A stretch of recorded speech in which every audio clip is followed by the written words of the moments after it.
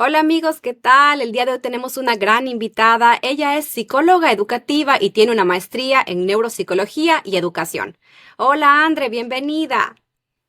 Hola, Caro, ¿cómo estás? Muchas gracias por tu invitación. Pues para mí es un gusto estar el día de hoy contigo conversando un poco de un tema que es muy importante para todos. Gracias a ti y por tu tiempo, sobre todo, Andre. Sabemos que la violencia es un tema bien complejo. Afecta a diferentes personas, comunidades, a todo el mundo en sí, desde el ámbito doméstico hasta conflictos internacionales, es decir, se puede manifestar de diferentes formas. ¿Cómo podrías tú definir lo que es la violencia? Bueno, en realidad para la violencia existen diferentes autores que lo definen, pero yo creo que me quedaría con la de Vera y Giller, en donde dice que justamente la violencia es el abuso de poder, esta acción que la persona, que una persona o que un grupo de personas puede generar sobre el otro, ¿no? En tratar de hacerle sentir el más pequeño, el más vulnerable, más sensible y generar este abuso de poder de cualquier manera. Y la violencia pues se puede evidenciar de muchas maneras. En realidad es un campo muy, muy, muy abierto. Existen diferentes tipos en sí de violencia. Claro que sí, vamos, algo que esté en boga, digamos, a nivel mundial, ¿no? En primera instancia, la violencia de género. En realidad ha existido esta parte de mucho machismo en muchas sociedades, en muchas culturas, y empezamos desde ahí, ¿no? Tenemos esta parte de violencia de género, de ahí se puede ir por una violencia emocional, psicológica, física, violencia sexual, violencia social también, por las etnias, culturas y esta parte que es muy importante que nos vamos al acoso, ¿no? Y a los diferentes tipos de acoso de igual manera. Y existen ciertos rasgos de personalidad que se puedan predisponer a que alguien sea violento. Según los estudios, hay diferentes rasgos de personalidad que hacen que las personas sean un poco más violentas. Estamos justamente en estos rasgos con las personas que son emotivamente inestables, las personas que no tienen esta capacidad de resolución de conflictos de forma asertiva, personas que tienen trastornos en cuanto a su comunicación, personas con trastornos narcisistas también, la personalidad narcisista es otra de las características, trastornos de límite o borderline como se conocen, los trastornos de personalidades paranoicas, que también son otros rasgos que influyen mucho en esta situación de violencia, ¿no? Y hay que estar muy atentos porque a veces son cosas tan chiquitas que las llegamos a naturalizar porque no las, como ya fueron parte de nuestro día a día, no las vemos como algo complicado, sino más bien vemos parte de esa persona, pero no nos estamos dando cuenta que de pronto existe ahí un trastorno que puede estar arraigado desde sus estilos de crianza. Exacto, es decir, no vemos estas banderas rojas desde el comienzo, ¿no es cierto? Y una víctima de violencia, ¿qué impacto psicológico podría llegar a tener a largo plazo? Bueno, aquí es un gamaje muy amplio, pero la principal, bueno, las principales, una de las más importantes, diría yo, que es, por ejemplo, la baja autoestima, porque obviamente con esta situación de ganar poder, de generar mucha más fuerza sobre la víctima, el agresor hace esto, ¿no? Conlleva que tenga una baja autoestima, que es su objetivo, que esta persona no se pueda defender, esté siempre por abajo, tenga este miedo recurrente y constante de que si yo hablo, de que si digo, de que si hago algo, esto va a ser peor, yo voy a seguir aguantando y mantenerme en esa zona aparente de confort, ¿no? Tenemos rasgos de depresión muy marcados, personas que están consumiendo ansiolíticos con mucha más regularidad que antes.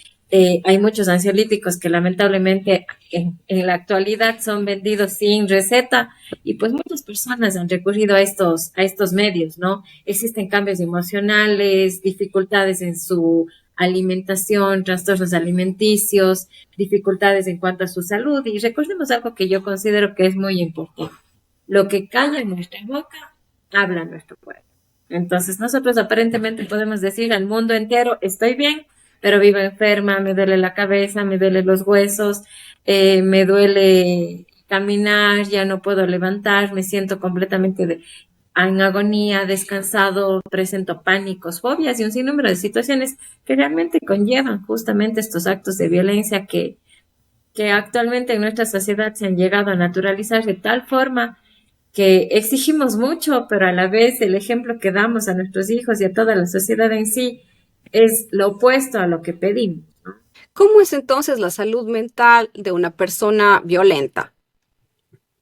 Bueno, en realidad aquí es mucho más complicado porque al existir ya un trastorno que obviamente existe de trasfondo para que exista esta situación de agresividad, la falta de resolución de conflictos, la falta de empatía, de tolerancia, el nivel de frustración tan alto que tienen estas personas, va a conllevar a que justamente tengan esta falta de control, esta impulsividad, estos cuadros tan amplios de ira, estas situaciones de desbordamientos cognitivos, porque simplemente actúan, reaccionan y luego están pidiendo disculpas y lamentablemente la vida no se soluciona de esto, ¿no? Este déficit de estas habilidades socioemocionales para ir solventando todas estas dificultades que el día a día tenemos, ¿no? Problemas tenemos y vamos a tener toda la vida, pero tenemos que aprender a solventarlos de la mejor manera y obviamente esta situación de violencia lo único que hace en la persona agresora es reforzar más aún estas dificultades y trastornos que ya existen, ¿no?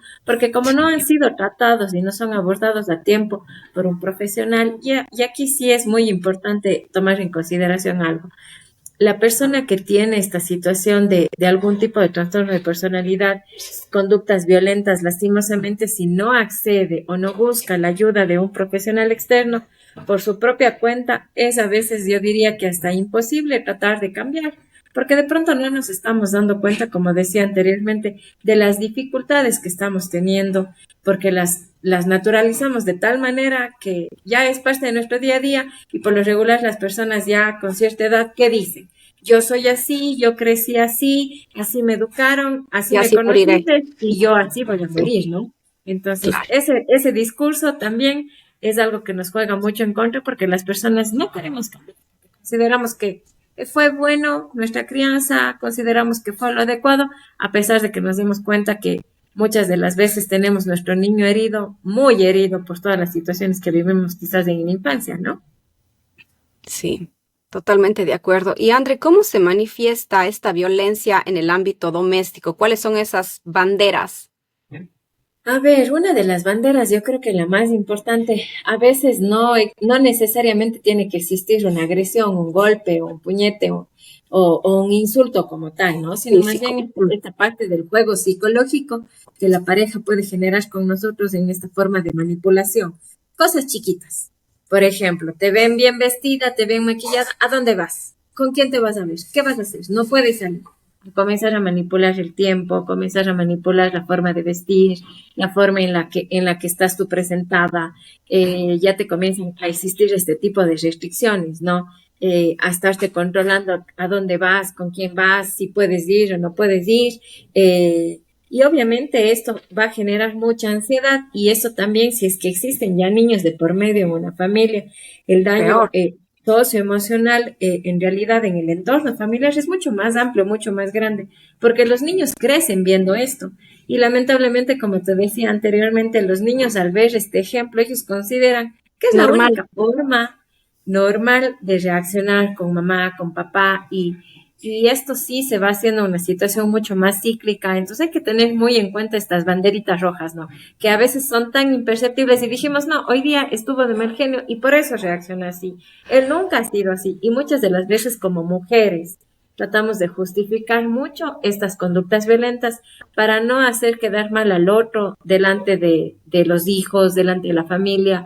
Justificamos si de pronto hay una reunión social, mi pareja no se quiere ir y no es que no se quiere ir una vez, sino no me acompaña a ciertas actividades de forma recurrente, porque según él la familia que yo tengo no es la adecuada, no es la apropiada o tiene algún tipo de roce social con ellos, también es una situación que genera en cierto punto una situación de violencia, ¿no? Porque los niños también, y uno como pareja dice, ¿y por qué no me quiere acompañar? ¿Qué es lo que está pasando? Y esto justamente el momento que vamos al otro lado, siempre nos preguntan, ¿no? Típico, ¿y por qué no vino? ¿Qué pasó? ¿Qué está pasando? Y siempre tratamos de justificar. Entonces, estas banderitas rojas que son tan imperceptibles, el hecho de que también existe, vuelvo y repito, esta sociedad aún machista, ya se ha avanzado mucho, pero sin embargo, hay sociedades y lugares donde sí está muy marcado todavía esta parte del machismo, ¿no? Donde la mujer es la que se encarga de las cosas de casa y el marido es el que tiene que hacer y salir y no pasa nada. Entonces hay que estar muy pendiente de estas cosas que pueden ser tan insignificantes, pero a la vez marcan mucho la diferencia. Y nosotros en sí, André, como comunidad, ¿cómo podríamos apoyar a estas víctimas de violencia? Bueno, yo creo que aquí más que nada la parte más importante es ser parte de la solución y no del problema. ¿Cómo podemos ser parte de la solución? El momento que vemos una situación de violencia o estamos ya conocedores de una situación de violencia de cualquier persona de nuestro medio cercano, lo más importante es buscar el apoyo y denunciar. Porque si nosotros nos quedamos callados y no actuamos ante esta situación, simplemente nos volvemos parte del problema. Y es, no me quiero meter en problemas, yo no, yo sí sé, pero prefiero mantenerme al margen. Sí, pero así todo el mundo piensa, yo no me voy a meter en problemas, ese no es mi asunto, pero al final del día, esta persona sigue viviendo este círculo de violencia y es importante también hacerle ver a la persona que está siendo víctima de esta situación de violencia que se dé cuenta qué es lo que está pasando. La persona que vive esta situación de violencia no va a analizar como nosotros analizamos desde fuera, simplemente esta persona va a vivir y va a considerar que es parte normal de su desarrollo, ¿no? Entonces, ella no está viendo el problema, sino es algo que ha estado normalizado durante tantos años y que ya es parte de y no me he dado cuenta que realmente estoy viviendo esto, ¿no?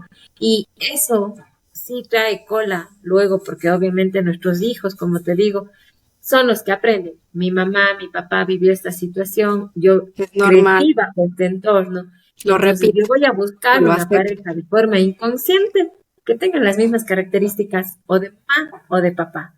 Y yo voy a adoptar también esta situación y esta forma de proceder, ¿no? Si yo soy el agresor, lastimosamente, no es regla que se repita, pero sí va a depender mucho de la personalidad del niño o la niña, cómo lo asimila, si es que está teniendo un trabajo psicoterapéutico al respecto o no.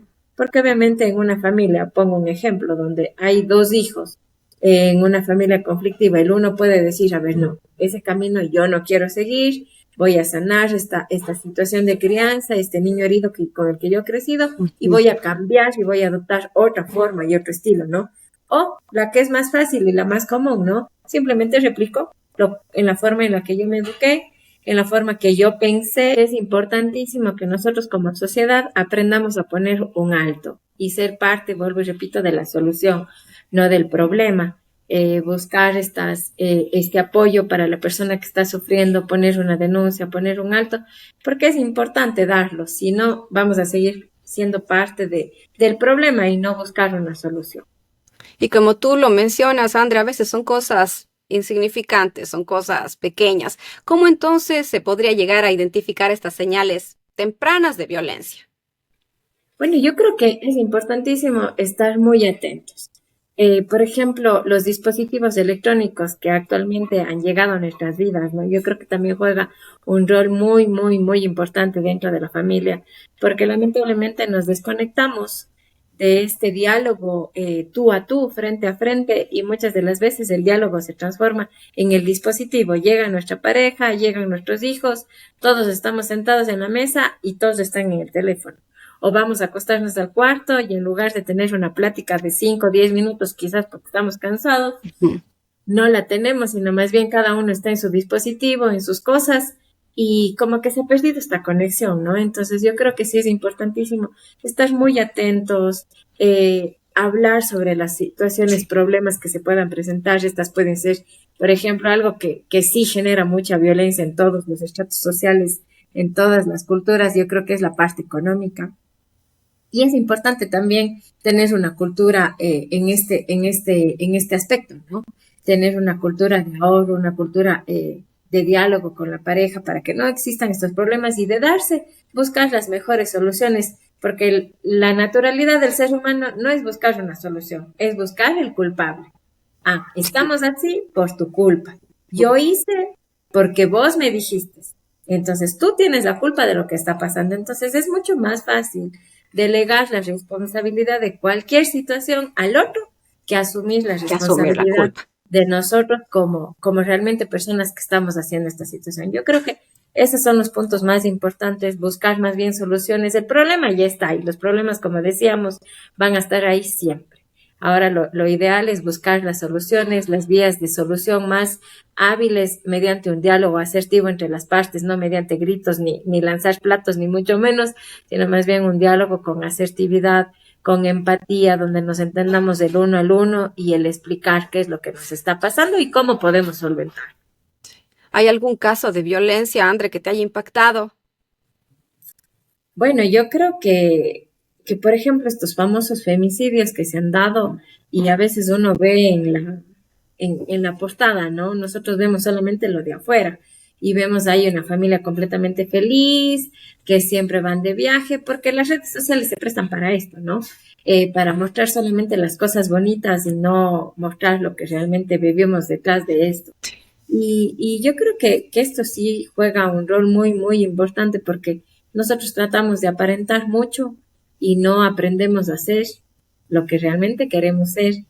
Yo diría que somos lo que quiere la sociedad que seamos, el 80% y apenas un 20% realmente somos nuestra esencia, lo que yo quiero ser realmente, por la presión social, por los estereotipos, porque el grupo de pares me exige que yo haga esto, que yo diga esto y que forme parte de, ¿no? Entonces sí es importantísimo ir asentándonos, yo creo que poniendo los pies sobre la tierra e ir viendo cuál es el camino que yo quiero, a dónde yo quiero llegar y qué es lo que yo puedo hacer.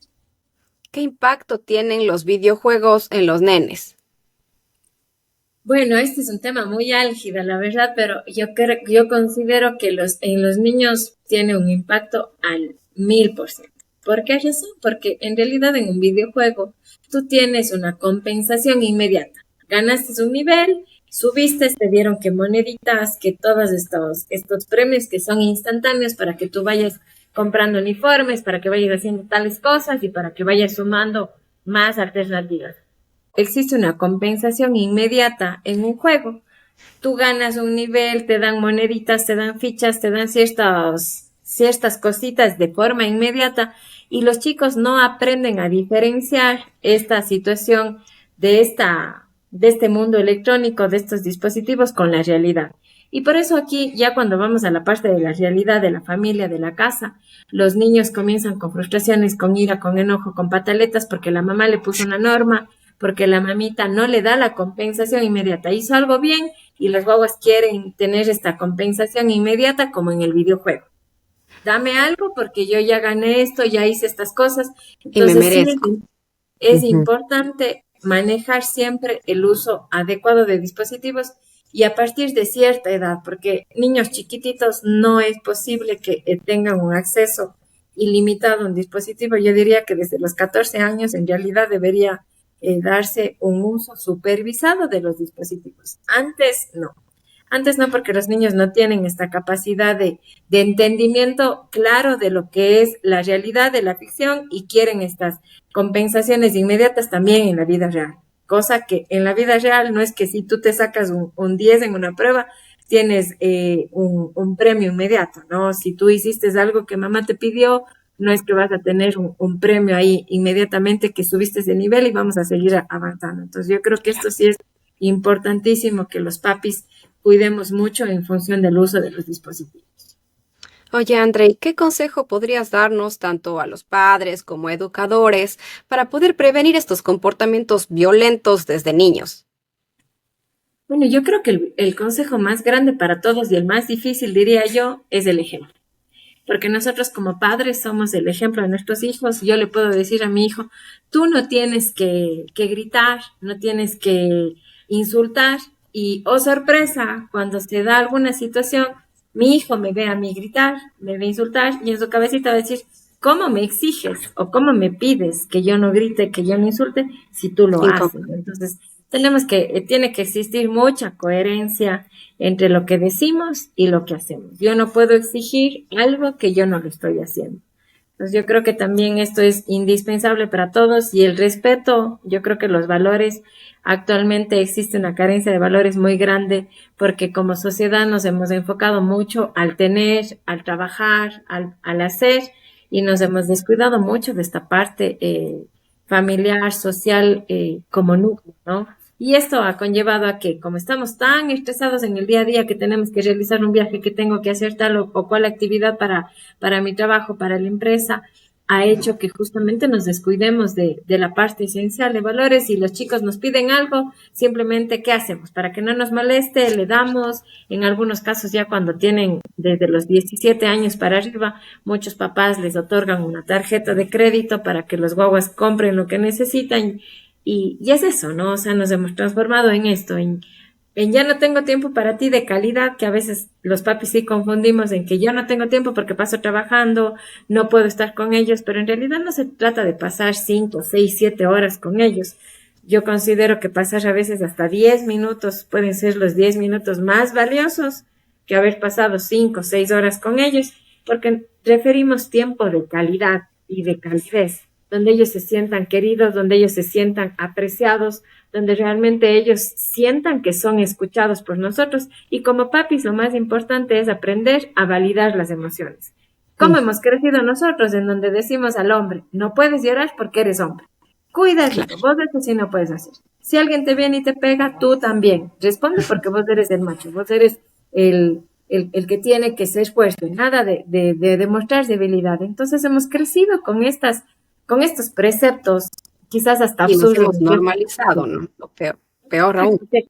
Se ha llegado a normalizar de tal manera que actualmente, y no me voy a épocas anteriores, ¿no? Sino me refiero a actualmente en estos años, ¿no? Hay niños que también dicen, es que yo no puedo llorar, yo no le puedo decir a mi mami, yo no le puedo contar a mi papi lo que me está pasando porque él, la vez que yo le conté, me dijo que yo soy macho y que yo no tengo por qué estar llorando por eso.